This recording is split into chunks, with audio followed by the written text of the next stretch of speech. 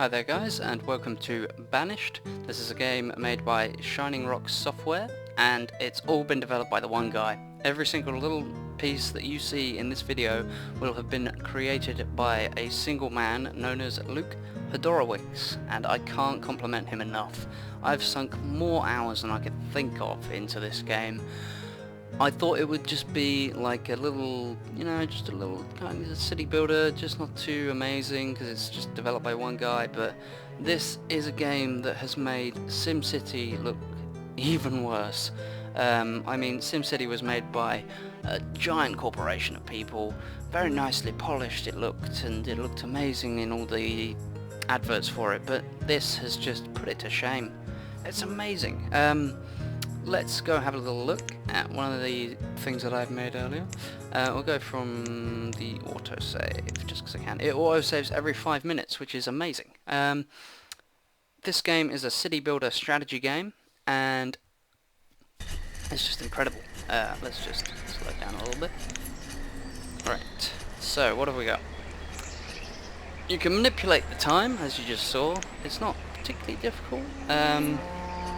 At 1x speed, you'll be able to manage pretty much anything the game throws at you.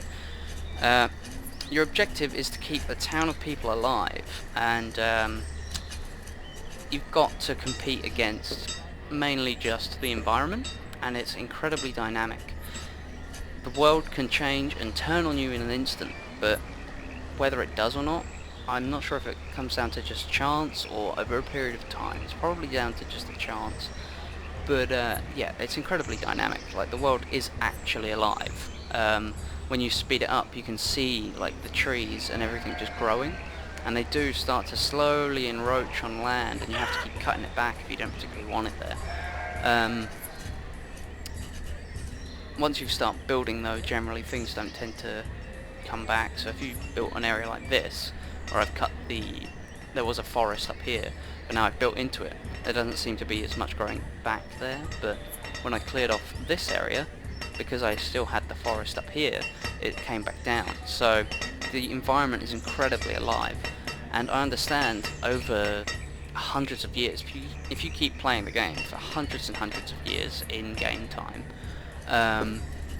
the fields that you keep farming from will eventually become over-farmed, and the fish can be overfished. So if you have too many fisheries along one single stretch of river, you will get rid of all the fish in the river, and you can hunt the deer to extinction.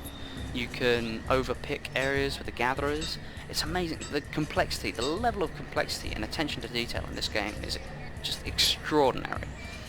There's many ways to keep your town fed. You've got farms, as you can see here, or you have hunting and gathering, and the fisheries, and also there's trade as well, which is pretty complicated, but there is a tutorial which I would highly recommend going through, because I didn't, and you can just jump into the game and try and figure it out yourself, but you will lose a village or two, just because you won't understand the game properly. Oh look, a merchant. And yeah, trade is highly important. It's not necessary, but if you want to get livestock and different foods for farming and stuff, you will need to trade. Now, like I said, food production is key to surviving. If you don't have food, you can't eat, and people will starve, which sucks. The next thing is keeping your town tooled and schooled. So you need to build a blacksmith and a tailor and all the other resource production buildings which can be found down in this bottom bar. This bottom bar has everything.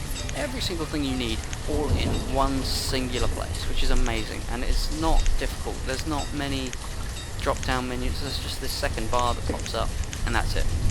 Simple. This one can look a little confusing to begin with, but again, it's simple as to play. You've got the general statistics which can come up here, and the event log, which will show you everything.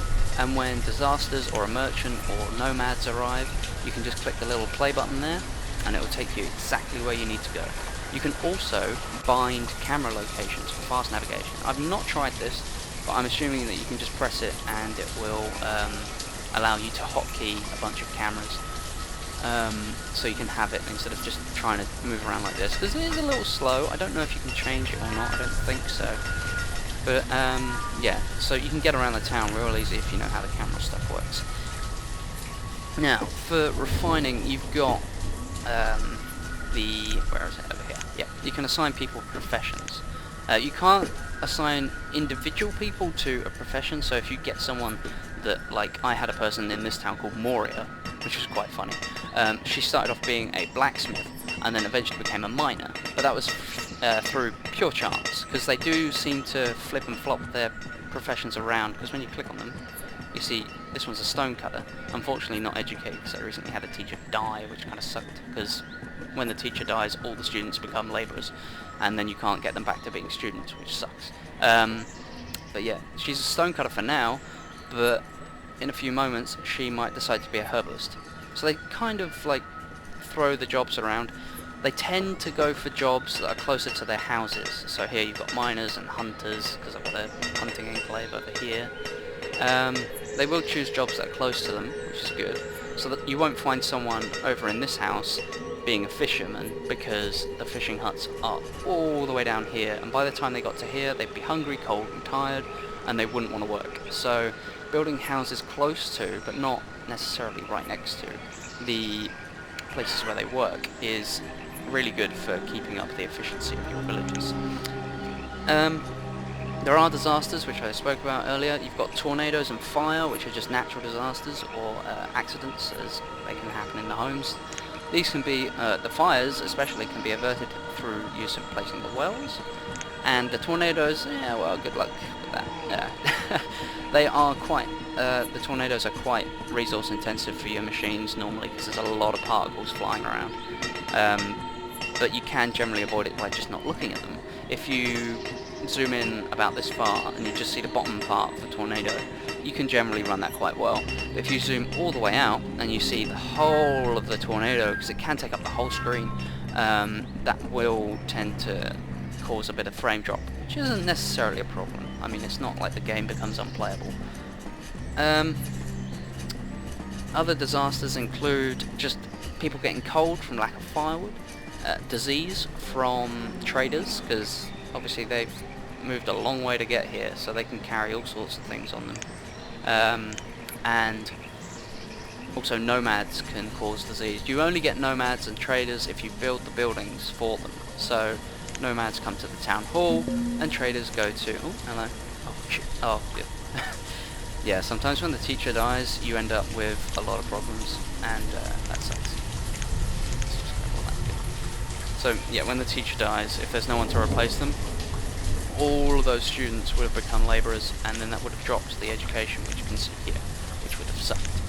But anyway, this game, amazing. Buy it. It's on Steam, it's on the developer's website, it's on Humble Widget, I think it was, and also GOG.com. So, plenty of places to access it, and it's only available for Windows at the moment, but the developer has talked about his desire to make it for Mac and Linux and all sorts, so don't feel too left out for now. You can sign up for email notifications about the game, and I would highly recommend it. Really, it is just amazing. For such a simple game designed by one guy, and for the price it's at right now, buy it. If you don't have it, that's just silly. It's just amazing. But yeah, this has been Banished. I might do a playthrough just to try and see where it goes, I guess. I mean, I could try this map again. This is map seed 0, I think. You can have a look by going to the menu and then the map. Yep, map seed 0. And it's quite a decent little map. You can also see the map by clicking in the tools thing here. This is only a small one. I've got a lake, a couple of rivers, and you can see where I've expanded to as well on the map. You can't make it any bigger, which is a bit of a shame. But yeah, Banished, everyone. Go buy it. If you don't, you're silly. See you next time.